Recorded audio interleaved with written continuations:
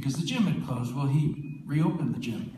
So you got to see this other side that my experience in New York was only the New York Post, Daily News, the Teflon Don side, you know, the glamorous side, but also the edgy, dark side. I didn't really know that he had this whole other human side that included his devotion to his family as well.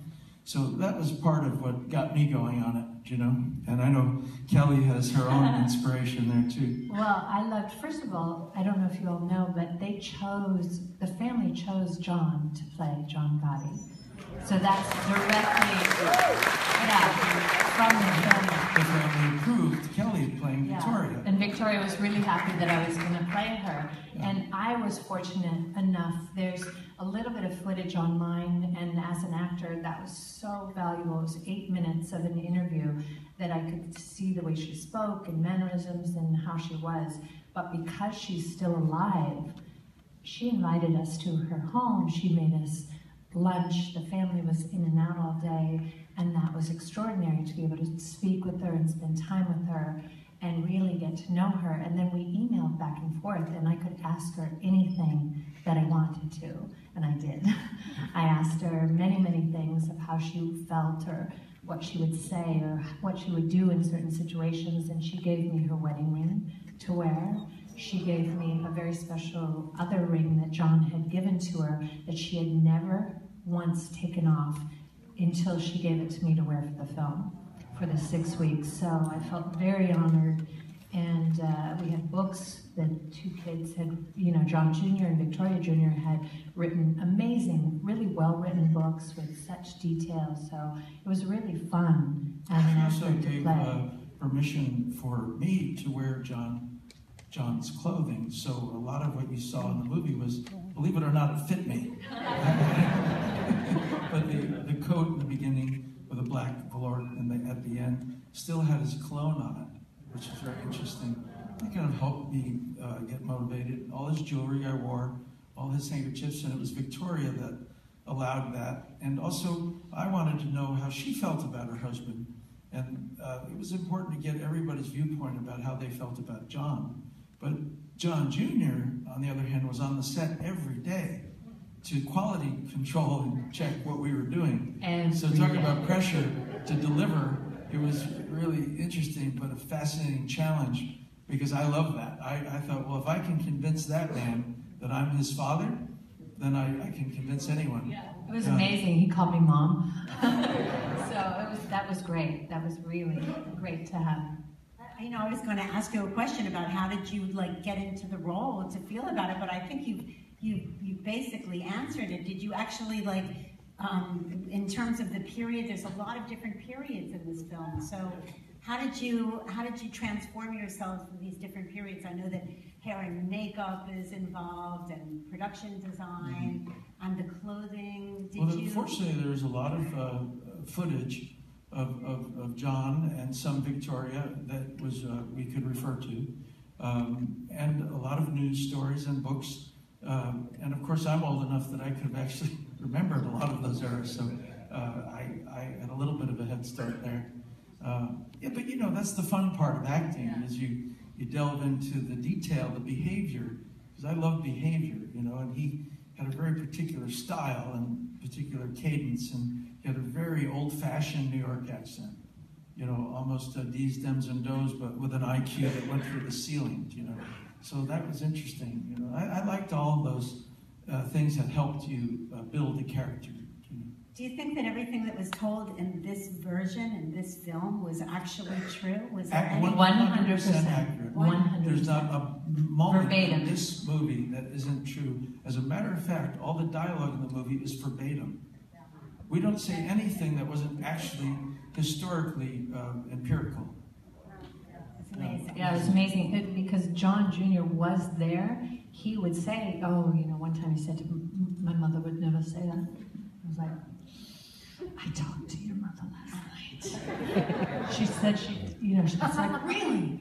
Okay. Because, you know, she and John would go toe to toe and get into it sometimes. They're passionately in love their children, but she wasn't afraid of him. And that was one thing that was really interesting. She told me so many men, he couldn't understand, there were so many men who feared him, and yet his wife had no fear. And he would say to her, you know, that same thing, and she would go right up, and then they'd make up, and it was all... Also, they fine. knew each other before the mob, so... Before he was a made man. I believe they knew the blueprint of who each other was, their basic personality they were familiar with, so therefore, they trusted, and it wasn't an eggshell relationship. If they got into a fight, it didn't mean that they were going to break up, it just meant they were having a fight. So I think that was important, that they had a history, that they trusted each other deeply, you know. Did you learn things in the telling of the story that you were surprised by? Yeah, the earlier things I said about the business aspects, I was surprised by that. The depth of the family, the connection and the love of the family. And also to the depth that John Jr. did not want to be part of that. Because, you know, there's this big debate about, are we glamorizing the mob and all that? And I'm thinking, well, how glamorous can having stage 4 cancer in prison be? And how glamorous can it be that a young man wants to not be in it? You know, yes, we're honest about the shoot-em-ups and all the darker side of the mob, but we're also honest about, you know, that these are guys that are dancing on the cliff too in life. You know, they're very close to, you know, they admit they either die on the street or die in prison. You know, and that, you know, it's interpretive glamour there. Yeah, and everything happened. It's, you know, not a docudrama, but everything in this movie actually happened. So I understand in terms of what actually happened is that a few of the cars that were in the film might have actually happened in your life. Is it true that some of those cars were actually your cars? I heard that, I read that some of the cars. I liked some of those cars. I know, I was kind of wondering the same thing, thinking, is there a gift in the wings? So you would have liked to have those cars. Okay, so it's not true that half of the cars that were of the period cars that John Gotti was writing was... But we were pretty, pretty insistent on them being accurate, date accurate. Oh, great. Oh, that's great.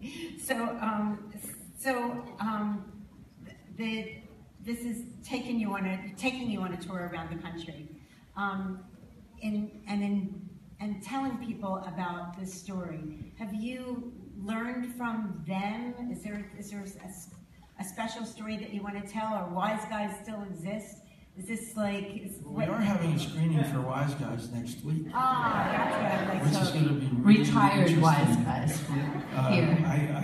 I think I'm looking forward to that screening more than anything, because the real deals are going to be there, and they're going to be scrutinizing us in a good way, I hope. And then we went to Arizona, and Sammy the Bull, I guess, had lived there. I think he still lives for 20 there. years and might still live there, and interesting. said no to witness protection. So that was fascinating. As a matter of fact, the man in your position was afraid that Sammy might be in the audience. Yeah, he kept so checking. He kept apologizing. He kept Sammy, checking. if you're here, Speaking out to the audience. In the audience, I should be worried about. We got a lovely message from Angel Gotti and Victoria today via one of the journalists, so that they were thrilled. And did you ever get to work together in a film before? Is this the first one? John and I? Oh, no, we did a few several before, times.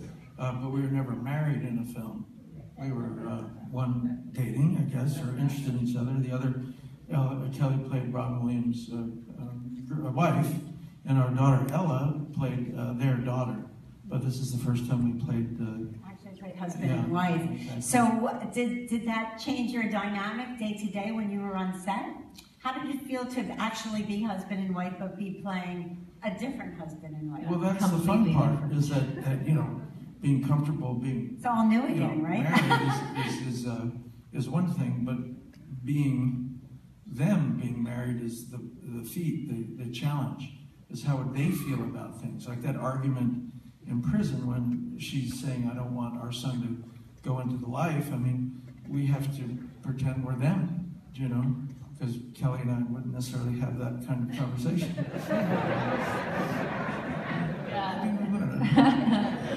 And it's a completely different relationship. The thing that was nice is that we'll be married 27 years this year. So thank you.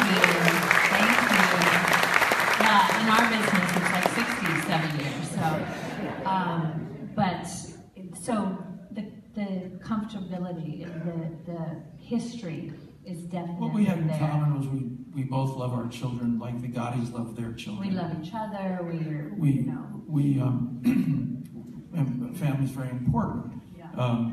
The personal things, we could identify with some of it, but the darker side, you had to, assume another viewpoint in order to portray. And that was interesting for me and challenging. But I've done that kind of thing before, but that's the challenge is how you do that. We suffer a loss in the movie of our child, and Kelly and I have suffered that loss, but you have to not cross-collateralize. It's their loss you're portraying, not a subjective loss. So it's very important to not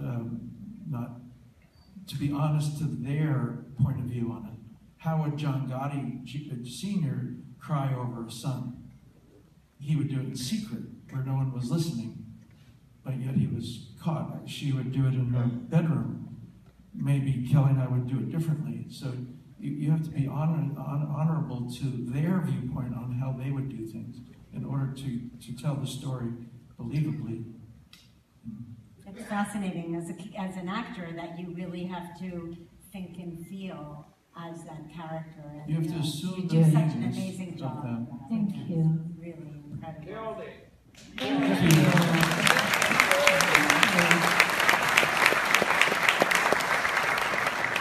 So Kelly, I asked you before. I understand that you're from Hawaii, but John is a Jersey boy, right? So tell me, it's you played characters of Vinnie Barbarino, Danny Tony Manero. So tell me, as a Jersey boy in Philly, and does this make you feel like you're home here? I mean, are you excited? Of course, I am home.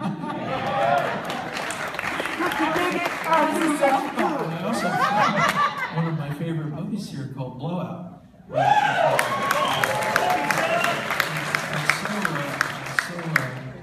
That film is so beautifully reflective of Philadelphia, I thought. Iconic. Yeah, iconic, yeah. So. He's got chills and they're multiplying. I love it. Did you learn anything about John Gotti during the making of this film, or either of your characters that you were surprised about? We all kind of really had a sense of, I felt, of who John Gotti was all along. Let me ask you this: what were you surprised about? I'm not sure. I'm not really well, sure. maybe. Is there anyone in the audience that had any particular? The humor. The first humor, murder. yeah. The humor, the first murder. You say? Yeah. Or the. All right. Also, how about the point where he left prison to do a hit? That was pretty interesting. Talking about having it wired, my gosh. Yeah. Well, for me, I thought one thing I found interesting, like saying it earlier, is how much she would hold her own. She had no fear. And something that she told me that I wasn't able to get into the film, but if they would ever get into it and have a fight, he would know that she was gone. She'd sometimes just take off because her coffee pot would be gone the next morning. I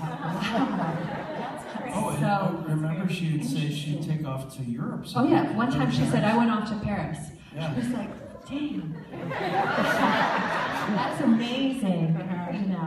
There were things like that. Or she said, I'm not speaking out of school, but she told me, there's certain things I wouldn't say, but she said that when he left the home, he'd go out for the day to go to work, they never spoke about it. It was another world, another life. When he came home, he was her husband, who she adored, and her, kid's father was the family man, and they were completely separate lives.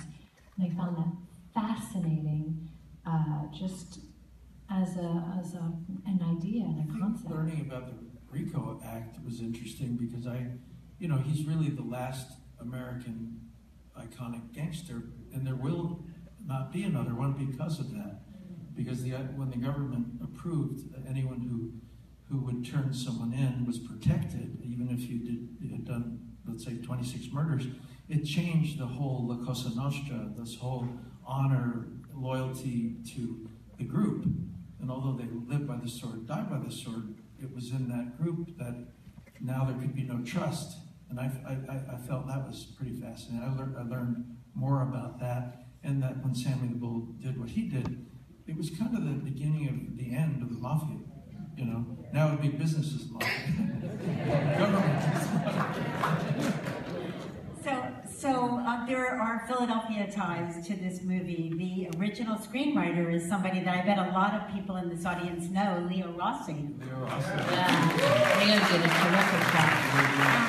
And I know that Leo actually interviewed John Gotti Jr. To make this film, and I know that it started quite a long time ago. In fact, I think it was 8 years ago that he first began this process of writing the screenplay and interviewing John Gotti Jr. So I guess, when did you get involved, and were you passionate? 7 Did they years come ago. to you? Did you? What happened was, Wow. when the first script was written, it was offered to me, and it was offered to me with the statement that the Gotti family has chosen you as the first choice to play John Gotti. And, I was pretty flattered by that. But then I had a lunch with John Jr. at a little restaurant in Los Angeles, and 300 photographers showed up. And I thought, wow, that's pretty amazing that the two of us together could cause this impact. And then it gave me more encouragement and more motivation to pursue this particular movie. And I understand he was very involved in this movie, right? Oh, he was there every day. And he approved every part of the script. He approved a lot of the editing, a lot of the music. For instance, he was really certain that Silent Night should be played over the big hit. That was kind of his contribution to the music aspect of it. As far as the stories, they were all his particular memories. You're not here, John, are you?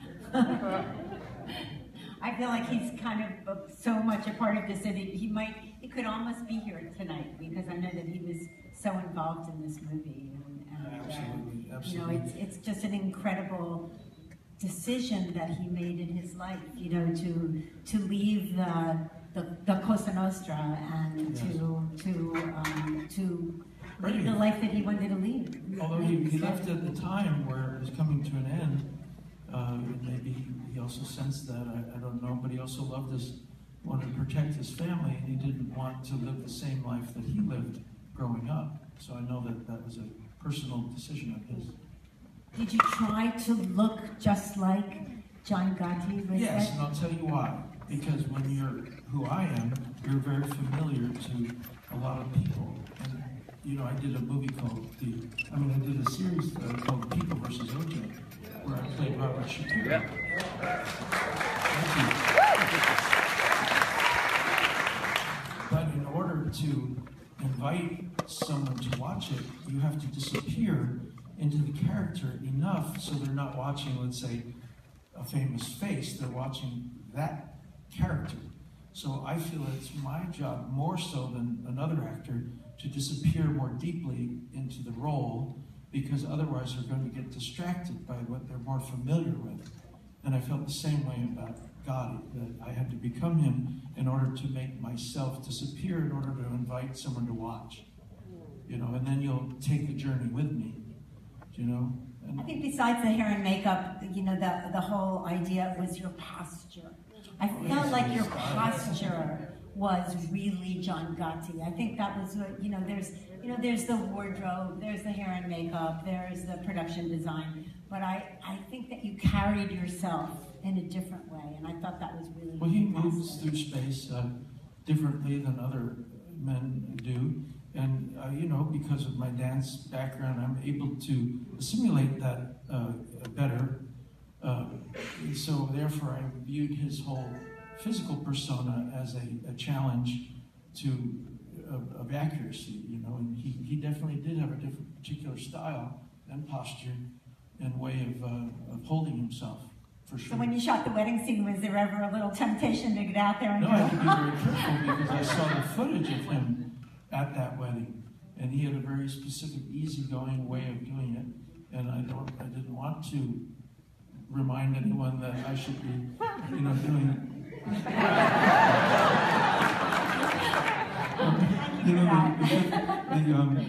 We had a wonderful premiere in Cannes Film Festival, and 50 Cent, the rapper, flew all the way from LA to kind of hang with me, and because I didn't know that was true, and then he said it to the audience that he'd come all that way, and I thought, I don't know how to repay him for this, so I ran up on stage and danced with him. And then 140 million hits later, it became kind of an iconic movement. But I know I'm famous for that, so I am very careful about how I use that.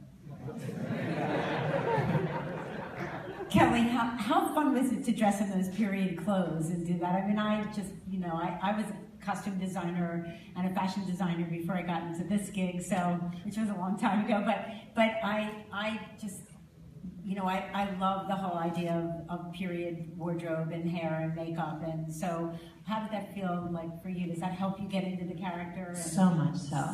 So much so. Right? It's so much fun, and it's so much, you do a lot of internal work, so it's so much fun too when you finally see the external, the choices that you're going to make, and the wardrobe, the hair, makeup, all of it. In the shoes, it just finally sets you into that character. We had a lot of great people working on the set, and so many of the clothes were from secondhand stores and thrift stores. So yeah, that was great. Yeah. Really helpful. Actors love it. They love any help they can have to assume the beingness of the character. It's really, really important. Having been a costume designer, I really know how important that is. If you're playing a certain period character, you want to wear that corset because it Walk changes differently, and you breathe differently, and Yeah, so that's great. So do we have any more time? Are we good, Jesse? Does anyone have any questions? Excuse me, John? Yeah. Yeah, I have a question. Are there any scenes in the film that you wanted in there that had to be cut out through the lens that we may see as deleted scenes in the DVD? That's a very good question. I know that one scene that we liked that was put back in was Victoria's scene at the end with the court where she's yelling at the decision. But I believe now Phil Glasser is one of our producers who helped Ed bring it to the theaters. So There's Phil. Were there any scenes that we didn't use that you can remember? Either of you? I think really that everything that I kind of you and Kelly and I are all on the same page with this, and the scenes that we've done before, specifically the court scene. I thought Kelly, I can't believe they left that scene out when I saw the movie and when I re-edited the film, and it was just phenomenal, and her power of her emotion. It was just so real, and to feel like that. I forget the exact words that you used, but in that moment of passion that you were saying that this is a railroading my son. That was a railroading, yeah, and just so good. So I think really we have all the important scenes in there. I don't think you're going to see a lot of deleted scenes of any significance in the DVD from this film because we really tried to do that. And really what brought my attention when I first looked at some of the scenes in the acting, I thought the chemistry was amazing between the two of them, and as John said, it was real. It was like the chemistry of the Gottis rather than their chemistry as a couple, which is important, and that which was exciting for me. But especially the dialogue between John and the gentleman playing John Gotti Jr. and his son in the prison scenes. And normally I don't like a lot of makeup, but it was really relevant, and he had to have all this makeup and transformation when John was in prison during the last days of his life. And I thought it worked well, and I thought just that emotional connection between the father and son, and you know, it's Father's Day weekend coming up for the release of the film, so I think it's very appropriate because this is a movie about a relationship between the father and son, and not only between John Gotti and John Gotti Jr., but between John Gotti Jr. and his children too. So I really think that we have everything in there that we need to have in there, and I think you saw it, you enjoyed it. I know everybody loved it tonight from what I can see. And we have the beautiful couple, great Also, artistic maybe talent. to answer that even more fully, it was Ed and Phil that added sort of the correct filmic touches and regrouped and re-edited some of the scenes that they were much more powerful, and added music that elevated the film to a new level as well. So it was more about additions, I think, than subtractions. Yeah. Absolutely. And yes, absolutely. Do you? Oh my gosh. John. We love Tony. We love Tony. Yeah, of course, I agree with that. Thank you. You want to? Oh, gee. You want to hear the accent? Get out of here.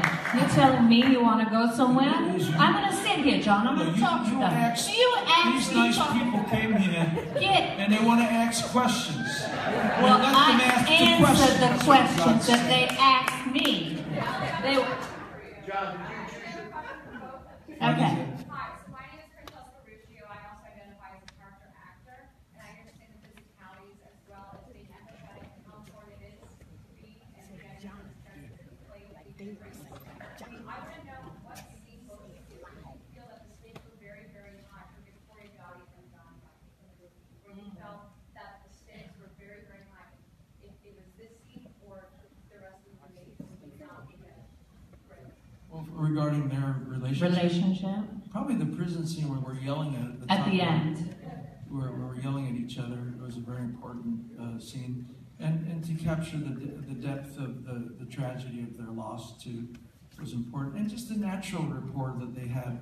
So you weren't conscious of them other than being authentic parents to these children, you know. Yeah, definitely. I think the scene for me in the prison, but also the loss scene was really important and had to be handled very delicately, and I just felt I had to expose that for her and be true to that because we did share, you know, such a tragedy. John, I have a question. The makeup. How long did it take putting the makeup on? And hello, Kelly. I got a Kelly to a beautiful Kelly also. Hi, Kelly. And It took You are beautiful. thank you. One more thing. I want a picture. That's it. Me and my wife. That's it. I had to ask.